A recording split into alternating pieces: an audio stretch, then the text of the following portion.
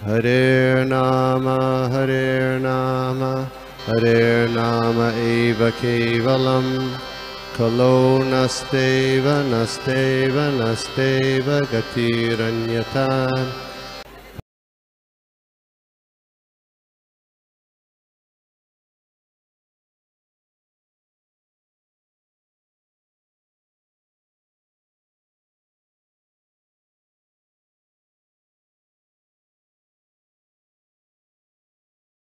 हरे कृष्णा प्रभु जी। शिल प्रभुपाद की जय। हरे कृष्णा प्रभु जी, माता जी दंडवत प्रणाम। सो आज हम देखने वाले तीसरे स्कंद का पहले अध्याय श्लोक क्रमांक 33 और 34। So we will start with the prayers. Hare Krishna.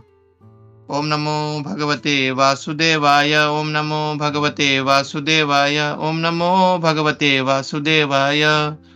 नारायणं नमस्कृत्यं नरं चैव नरोत्तमं देवीं सरस्वतीं व्यासं ततो जयमुदीरयेत्। नष्टप्रायेषु अभद्रेषु नित्यं भागवत सेवया भगवती उत्तमश्लोके भक्तिर्भवति नैष्ठिकी। नमो विष्णुपादाय कृष्णप्रेष्ठाय भूतले श्रीमते भक्तिवेदान्त स्वामिनिति नामिने। नमस्ते सारस्वते देवी गौरवाणी प्रचारिणे निर्विशेष शून्यवादी पाश्चात्य देशतारिणे। जय श्री कृष्ण चैतन्य प्रभु नित्यानंद श्री अद्वैत गदाधर श्रीवासादि गौर भक्त वृंदा। हरे कृष्णा कृष्ण कृष्णा हरे हरे, हरे राम राम राम हरे हरे। कृष्ण कृष्ण।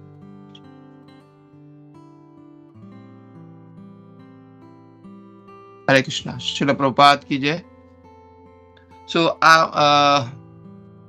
तो ये जो अध्याय चल रहा है, विदुर द्वारा पूछे गए प्रश्न, जो अध्याय का जो शीर्षक है। तो आज हम लोग दो श्लोक देखेंगे इसके। तीसरे स्कंद का पहले अध्याय श्लोक क्रमांक 33 एंड 34।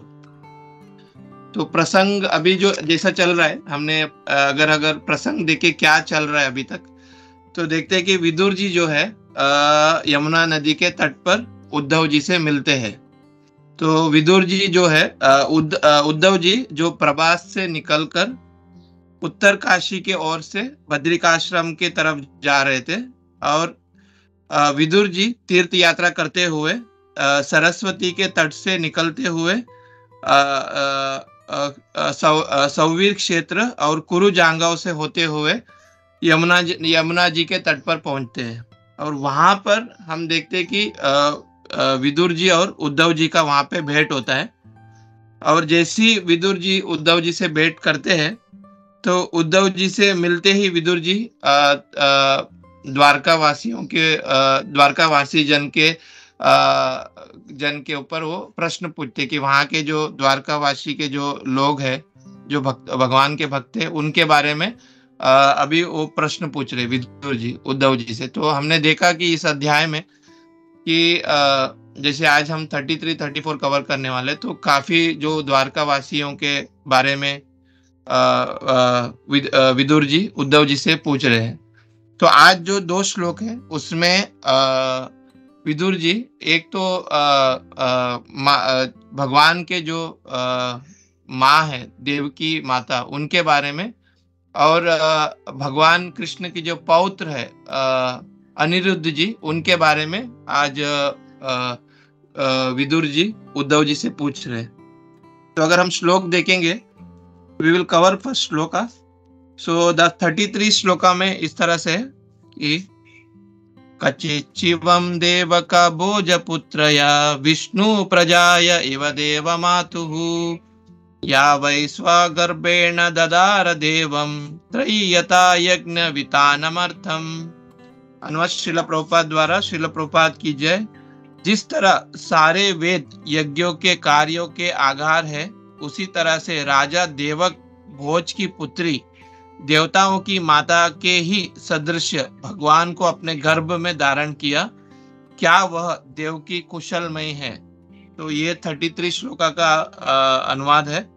और 34 में इस तरह से है, अपि स्विद आस्ते भगवान सुकंभो यह सात्वताम काम धुगो निरुद्धा यम आमनन्ति स्म हि शब्द योनिम मनोमयम सत्वतुरीय तत्वम। अनुवाद श्रील प्रभुपाद द्वारा। श्रील प्रभुपाद की जय। क्या मैं पूछ सकता हूँ कि अनिरुद्ध कुशलता पूर्वक है, वह शुद्ध भक्तों की समस्त इच्छाओं की पूर्ति करने वाले हैं और प्राचीन काल से ऋग्वेद के कारण मन का सृष्टा तथा विष्णु के चौथे श्वास माना जाता रहा है।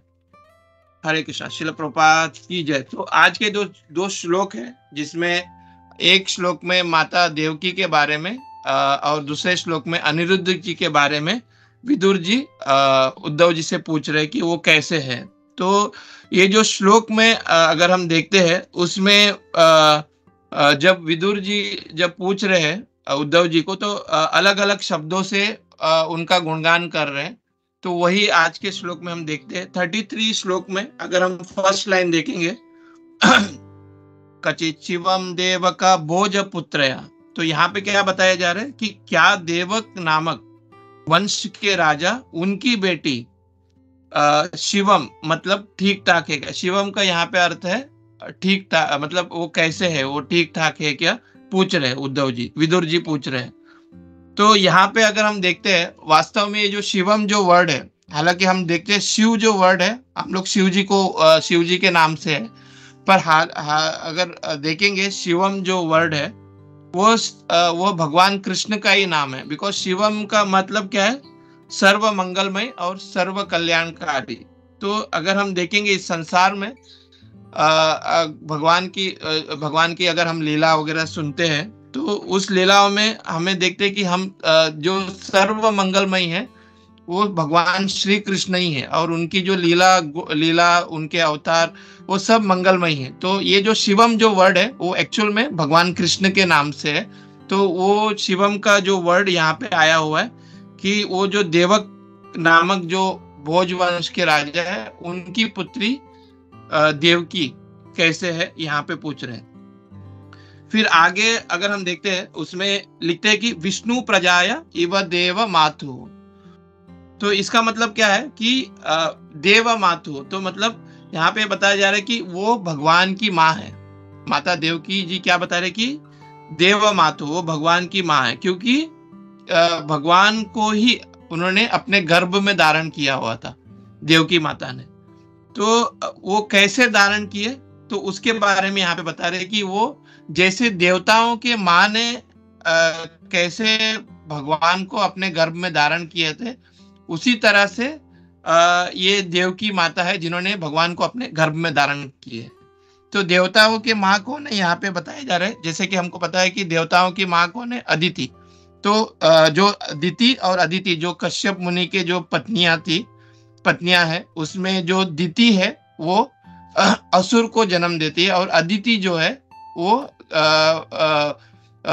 भक्तों को, जो देवता हैं उनको जन्म देते हैं। तो यहाँ पे क्या बता रहे आचार्यगण कि दो प्रकार से यहाँ पे समझाते हैं कि जो यहाँ पे वर्ड जो लिखा हुआ है देव मातु, मतलब कि देवताओं के जो भाई के रूप में भगवान आए हुए थे। तो देवताओं के भाई के रूप में कौन आए थे, भगवान उपेंद्र से, जिनका नाम था जिनका नाम क्या था, उपेंद्र। उपेंद्र मतलब इंद्र के छोटे भाई, तो उनका नाम हुआ उपेंद्र। जब हम देखते कि जब बलि महाराज का जो प्रसंग हुआ था, जिसमें उन्होंने पूरा इंद्रासन उन्होंने अपने कब्जे में कर लिया था, तो तब देवताओं की माँ, मतलब देवताओं की जो माँ है अदिति, वो बहुत, मतलब उनको बहुत दुख हुआ, और उन्होंने भगवान की प्रार्थना की, भगवान की उपासना की, और भगवान प्रसन्न होकर उनके गर्भ में आए। तो हम जब जानते हैं क्या है वो, उनका नाम उपेंद्र, मतलब अलग देखेंगे तो वामन अवतार जब भगवान ने लिए। तो इसके लिए आचार्यगण ये एक ऐसा बताते हैं कि ये जो देव मातु, मतलब जैसे माता अदिति ने जिनके गर्भ में वामन देव जी आए, उसी तरह से देवकी माता के गर्भ में स्वयं विष्णु प्रिया, मतलब भगवान विष्णु को उन्होंने धारण किया हुआ था देवकी माता ने। फिर दूसरे संदर्भ में ऐसा बताया जाता है कि जैसे भगवान पूर्व जन्म में उनके गर्भ में आए थे, तो पूर्व जन्म में माता देवकी का कौन थे? अदिति थे। और इसलिए ये बोल रहे हैं कि भगवान विष्णु को जैसे जन्म दिया है, जिस प्रकार देवताओं के माँ ने उन्हें जन्म दिया था। देवताओं के माँ ने मतलब माता अदिति ने भगवान उपेंद्र को भगवान वामन जी को वामन जी जैसे गर्भ में आए, तो उसी तरह से भगवान विष्णु जी को धारण किया किसी ने, माता देवकी ने। तो जो 4th लाइन है उसमें क्या बताया जा रहा है कि यावै स्वगर्भेण दधार देवम। तो यहाँ पे ये बताया जा रहा है कि निस्संदेह जिसने अपने गर्भ में भगवान को धारण किया, किस प्रकार से धारण किया, तो यहाँ पे और एक माता देवकी के बारे में बताते कि ना किस प्रकार से उन्होंने भगवान को धारण किया।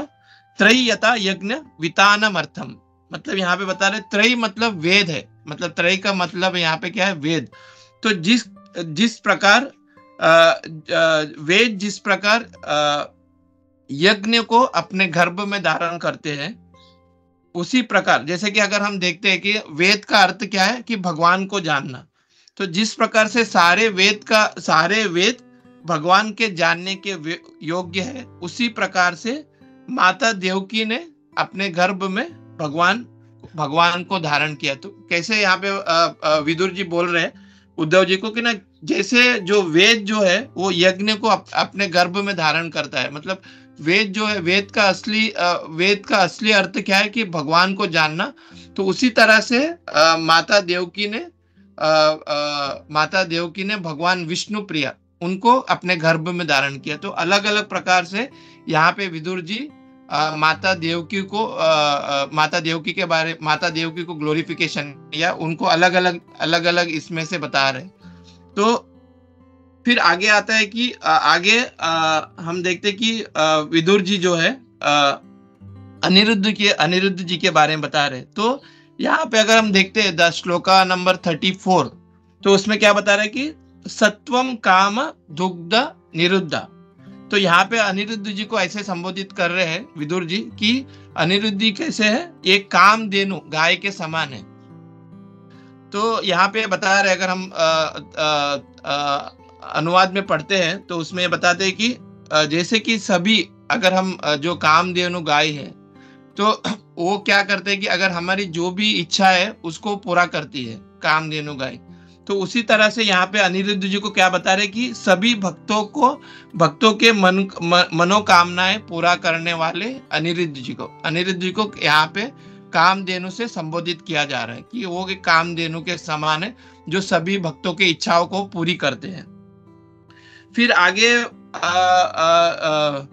विदुर जी ऐसे बता रहे हैं अनिरुद्ध जी के बारे में कि शब्द योनिम, अनिरुद्ध जी को ऐसे व्यक्त करते हैं विदुर जी कि शब्द योनिम मतलब अनिरुद्ध जी जो है वो शब्द योनिम है, अर्थात वेदों के श्रोता है। अगर हम तात्पर्य में जाएंगे वहां पे प्रभुपाद जी भी क्लियरली बताते हैं कि जो यहाँ पे स्पेशली करके ऋग्वेद के बारे में यहाँ पे समझाया जा रहा है। जो मार्कंडेय पुराण में हमें समझाया जाता है कि भगवान जो अनिरुद्ध जी है उनके श्वास से ऋग्वेद प्रकट होता है। तो जो वेदों द्वारा जो विधि विधान है, जो अनुष्ठान इत्यादि जो वो सब ऋग्वेद में लिखा हुआ है। तो ऋग्वेद जो है उनके श्वास से अनिरुद्ध जी के श्वास से ऋग्वेद प्रकट होते हैं। फिर आगे बताया जाता है कि मनोमयम, ये जो मनोमय मतलब जो अनिरुद्ध जी है वो क्या है? मन के अधिष्ठाता देवता है। फिर बताया जा रहा है इस श्लोक में सत्वतुर्य तत्वम मतलब जो परम सत्य है उनके विस्तार, जैसे कि प्रथम विस्तार है, द्वितीय विस्तार, तृतीय विस्तार और तूर्य मतलब यहाँ पे तूर्य मतलब चौथा जो विस्तार है वो कौन है? भगवान अनिरुद्ध जी है।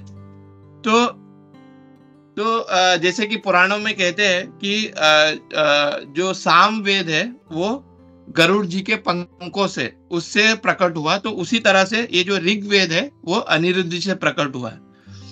तो यहाँ पे अगर हम अनिरुद्ध जी के बारे में अगर देखेंगे तो अनिरुद्ध जी कौन है? भगवान कृष्ण के पौत्र है और वो प्रद्युम्न उनके वो ज्येष्ठ पुत्र है। तो अनिरुद्ध जी के बारे में अगर कुछ मतलब ऑन द स्टोरी अगर हम देखते हैं कि एक समय पर जो सोमितपुर के एक राजा थे, राजा भाण, जो बलि महाराज के पुत्र हैं। तो उनकी एक पुत्री थी, उनकी एक पुत्री है उषा करके, माता उषा करके। तो एक समय ऐसा हुआ कि माता उषा जो है वो मतलब उनको एक युवक का दर्शन होता है उनके सपने में वो एक युवक को देखती है।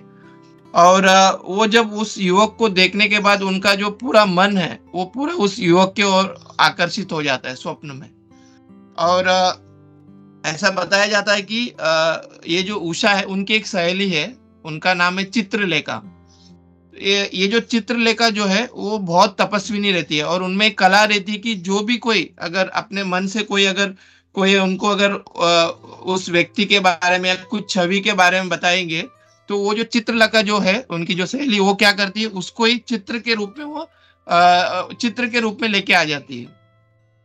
तो जब ये जो उषा, माता उषा जब बोलती है चित्रलेखा से कि ना मुझे ऐसे ऐसे एक जो युवक है उनका दर्शन हुआ और मेरा जो पूरा मन उनके ऊपर लग गया, तो फिर जो चित्रलेखा है वो कोशिश करती है कि ना जो भी माता उषा जो उन्होंने जो भी वो बताती है कि मैंने अपने स्वप्न में उस युवक को इस तरह से देखा है, वो युवक ऐसे है।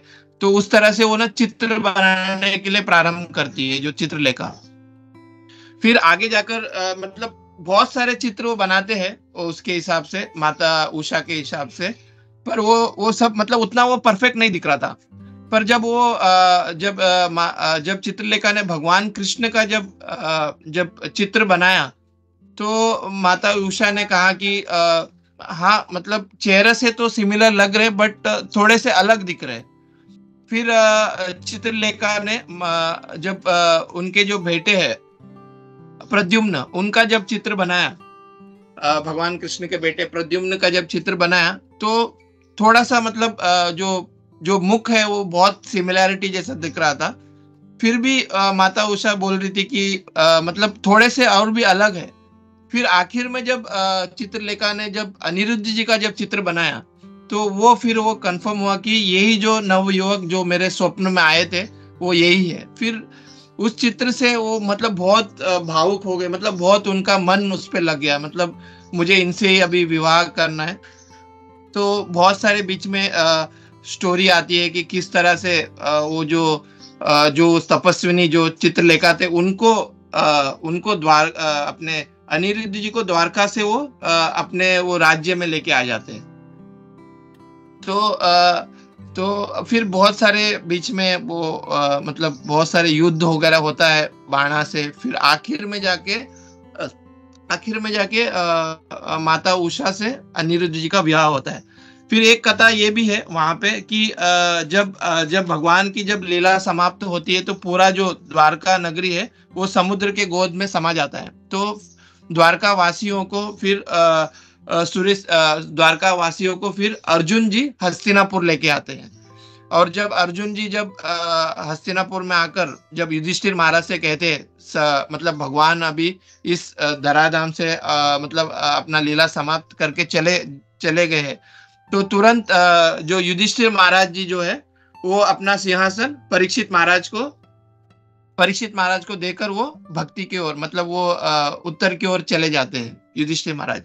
तब वहां पे जो परीक्षित महाराज जी है वो क्या करते हैं, जो मथुरा जो जगह है उसको अनिरुद्ध जी के बेटे हैं वज्रनाभ, उनको वो दे देते हैं। मतलब वो उनको देख रेख करने के लिए मथुरा जो जगह है वो वज्रनाभ के हाथ में दे देते हैं। तो ये हम अनिरुद्ध जी के बारे में देखते हैं। फिर हमें प्रभुपाद जी समझाते हैं कि अनिरुद्ध जी के महत्व के बारे में, अनिरुद्ध जी कौन है एक्चुअल में, अनिरुद्ध जो भगवान अनिरुद्ध कौन है। तो अगर हम देखते हैं ये जो अथर्व वेद है इसमें अनिरुद्ध जी के बारे में बताया जाता है कि हु इज अनिरुद्ध, कौन है अनिरुद्ध जी। तो आचार्यगण बताते हैं हमें कि जब भगवान का जो विस्तार होता है तो भगवान के जो दो प्रकार से विस्तार होता है। तो एक है एक क्या है, एक स्वांश विस्तार और एक विभिन्नांश विस्तार। तो स्वांश विस्तार मतलब क्या है, जैसे कि भगवान का जो विस्तार के रूप में ही वो प्रकट होते हैं। तो जैसे कि एग्जाम्पल हम देखते हैं कि बलराम जी मतलब स्वयं भगवान का विस्तार ही वो प्रकट होते हैं, मतलब भगवान का विस्तार होते हैं। और जितने भी विष्णु तत्व है वो स्वांश अवतार में आते हैं। फिर विभिन्नांश विस्तार मतलब वो क्या है कि वो है भगवान के अंश, पर साथ में थोड़े से अलग है, मतलब भगवान के गुणों के हिसाब से उस विस्तार में उनके पूरा गुण है उनके पास, बट वो मात्रा में उनका जो गुण है वो कम है, भगवान से कम है। मतलब अगर स्वांश जो अवतार है वो विभिन्न जो भगवान जो है बताते हैं कि भगवान विभु है, तो विभिन्न अंश जो है क्या वो अणु है। तो जैसे जीवात्मा जैसे है वो सब किस में आते हैं, विभिन्न अंश विस्तार में आते हैं, अवतार में आते हैं। तो जो स्वांश जो विस्तार है उसका जो प्रथम जो विस्तार वो किसमें आते हैं, बलराम जी आते हैं। स्वांश का जो भगवान का जो प्रथम जो विस्तार है वो बलराम जी है। फिर बलराम जी से नारायण और चतुर्व्यूह का विस्तार होता है। और इस चतुर्व्यूह जो विस्तार है उसमें 4 क्या है, भगवान वासुदेव जी, भगवान संकर्षण, प्रद्युम्न और अनिरुद्ध जी। तो ये जो 4 जो है जो विस्तार है चतुर्व्यूह बोलते हैं उसको, तो इसमें अनिरुद्ध जी का नाम आता है। तो प्रभुपाद जी वही समझा रहे कि अनिरुद्ध जी के बारे में जो हम अथर्ववेद में हम इसको देख सकते हैं। फिर आगे बता रहे कि मतलब किस तरह से ये जो ये चतुर्व्यूह है, ये जो 4 जो विस्तार है वो भगवान के अलग अलग लीला में वो किस तरह से वो उनका अलग अलग मतलब लीला होती है उसमें। जैसे कि हम भगवान रामचंद्र जी की लीला में देखेंगे कि ये जो चतुर्व्यूह है, जैसे कि भगवान वासुदेव वो किसके रूप में आए, भगवान रामचंद्र जी के रूप में आए, और संकर्षण जी लक्ष्मण जी के इसमें आए, फिर प्रद्युम्न भरत महाराज के इसमें आए, और अनिरुद्ध जी शत्रुघ्न के रूप में आए। तो ऐसा भगवान राम अवतार में, रामचंद्र लीला में ऐसा वो जो 4 स्वांश है उसका विस्तार किस तरह से होता है। और ये जो चतुर्व्यूह है ये भौतिक संसार में किस तरह से काम करता है। स्पेशली ये टॉपिक इसके लिए आ रहा है बिकॉज यहाँ पे अनिरुद्ध जी है, वो ये जो चतुर्व्यूह में जो चौथा जो विस्तार है, अगर हम श्लोक में देखते जो तूर्य जो लिखा हुआ है कि तूर्य मतलब ये जो चौथा विस्तार कौन है, वो अनिरुद्ध जी है, उसके लिए ये टॉपिक यहाँ पे निकला हुआ है। तो ये जो चतुर्व्यूह है ये इसके संबंध में भौतिक संसार में किस तरह से आता है। तो जो भगवान वासुदेव है वो शुद्ध चेतना मतलब महाविष्णु जी है, जो सारे मतलब वो सृष्टि के संपर्क में नहीं आते बट वो सारे सृष्टि के स्रोता है महाविष्णु। और संकर्षण जो है वो शिरोधाई विष्णु है, शिरोधाई के रूप शिरोदक्षाई विष्णु के रूप में वो व्यक्त होते हैं। और ये जो भौतिक सृष्टि के जो निर्माण और जो प्रलय का जो कार्य है उनका वो उसके संबंध में, और वो ये जो संकर्षण जी है जो शिरोदक्षाय विष्णु के इसमें रूप में व्यक्त हुए, वो अहंकार के अधिष्ठाता देवता है। तो जब भी कभी हमें अहंकार जैसा लगता है तो जैसे कि हम देखते हैं कि भक्त जो है हमेशा वो तृणार्पी सुनीचे ना बोलते हैं, तो कभी भी अगर हमको अहंकार जैसा महसूस होता है तो हमें भगवान संकर्षण जी का उपासना करना होता है। फिर उसके बाद आते हैं प्रद्युम्न जो है वो गर्भोदक्षाय विष्णु से व्यक्त होते हैं। और ये जो प्रद्युम्न है वो बुद्धि के देवता है। फिर उसके बाद आते हैं अनिरुद्ध जी। तो अनिरुद्ध जी जो है वो शिरोदक्षाय विष्णु के रूप में व्यक्त होते हैं, और जो क्षीर सागर में वो विराजमान होते हैं। और यही अनिरुद्ध जी शिरोदक्षाय विष्णु के विस्तार के रूप में परमात्मा स्वरूप धारण करके प्रत्येक जीव में वो विराजमान होते हैं। तो ये जो अनिरुद्ध जी जो है यहाँ पे जैसे कि वो सबके हृदय में बैठे हुए परमात्मा के रूप में, तो उनको सबका मन के बारे में पता है। तो यहाँ पे जो श्लोक में जो वर्ड आया है मनोमयम, तो बताया जाता है कि जो अनिरुद्ध जी जो है वो मन के अधिष्ठाता देवता है। बिकॉज कभी अगर हमारे मन कभी चंचल होता है या कभी हमारे मन में ऐसे अलग कुछ ख्याल आते हैं, भक्ति से दूर होकर कुछ अगर ख्याल आता है, तो हमें भगवान अनिरुद्ध जी का उपासना करना होता है। बिकॉज वो मन के अधिष्ठाता देवता है, इसके लिए यहाँ पे उनका वर्ड आया हुआ है। जो अनिरुद्ध जो क्या है वो मनोमय, मतलब मन के अधिष्ठाता देवता है। तो यहाँ पे आज जो 2 श्लोक है उसमें यही बताया जा रहा है कि एक माता देवकी के बारे में विदुर जी पूछ रहे हैं कि वो कैसे है, और दूसरा अनिरुद्ध जी के बारे में बताया जा रहा है जो भगवान कृष्ण के पौत्र और प्रद्युम्न उनके वो ज्येष्ठ पुत्र है। तो यही यहाँ पे प्रभुपाद जी भी अपने तात्पर्य में यही समझाना चाह रहे हैं कि अनिरुद्ध जी कौन है और माता देवकी कौन है, वही प्रभुपाद जी यहाँ पे बता रहे हैं। स्पेशली अगर हम 33 श्लोका में देखेंगे, वहां पे प्रभुपाद जी वेद के बारे में बताते कि वाई वेद का इम्पोर्टेंस क्या है। तो वो एक प्रभुपाद जी अपने तात्पर्य में उसका एक टॉपिक निकालते हैं। तो मैं यहीं पे अपने वाणी को विराम दूंगा, और जो कुछ मैंने भक्तों के मुखारविंद से सुना था वही यहाँ पे मैंने बोलने का प्रयत्न किया।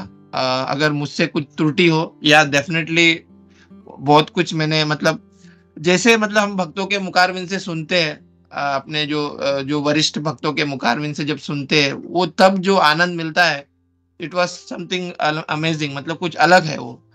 तो मैंने वही प्रयास किया कि मैं एज इट इज उसको बोलूं, ताकि मैं एज इट इज वो जो मैसेज है, जो क्या बताना चाह रहे प्रभुपाद जी, तो वही मैं यहाँ पे प्रयत्न किया। तो अगर मुझसे कुछ गलतियां हुआ तो मुझे क्षमा करिए, और मैं यहीं पे अपने वाणी को विराम दूंगा। हरे कृष्णा। श्रील प्रभुपाद की जय, गुरु महाराज की जय, सभी एकत्रित भक्त वृंद की जय। हरे कृष्णा।